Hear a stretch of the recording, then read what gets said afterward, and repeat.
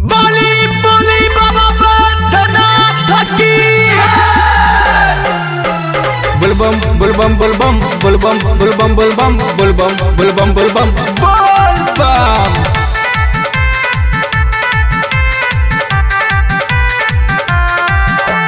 सब कर शादी गवना भइल, सब कर शादी गवना भइल, गवना भइल, गवना भइल। सब कर शादी गवना भइल, सब कर शादी गवना भइल।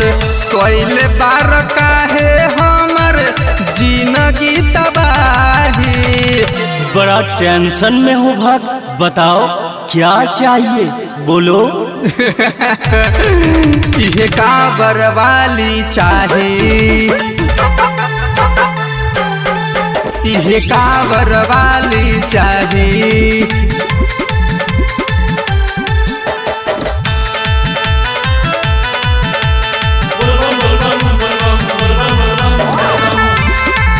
बोली बोली बाबा भोलेनाथ की बोल कौना कसुर के सजा देला हो, घरे आइल अगुआ भगा देला हो।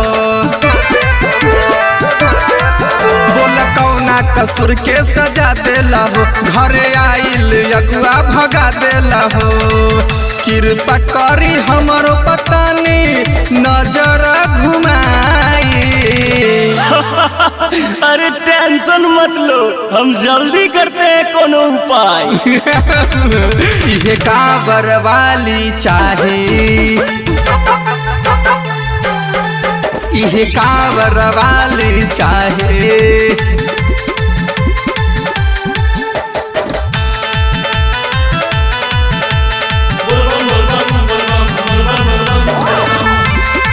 प्रेम से बोले बाबा बैद्यनाथ की कह केतना दिन रही कुंवर बाबा, तनी सुन न हमरो पुकार बाबा।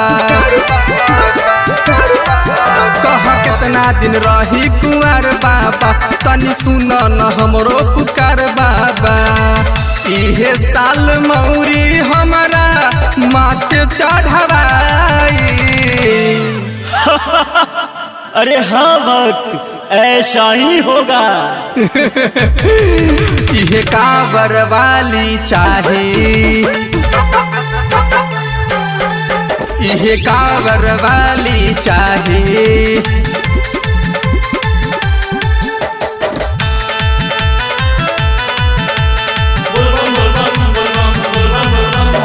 बोली बोली शंकर भगवान की आर मन जय पदी धियन बाबा, भइल जाता जवानी जियन बाबा। विपिन विनोद पदी धियन बाबा, भइल जाता जवानी जियन बाबा। अमित युवा प्रयत्न करी ना भलाई। जाओ भक्त, तुम्हारा मनोकामना पूर्ण हुआ, तथास्तु भवा। थैंकू बाबा। इहे काबर वाली चाहे, इहे काबर वाली चाहे।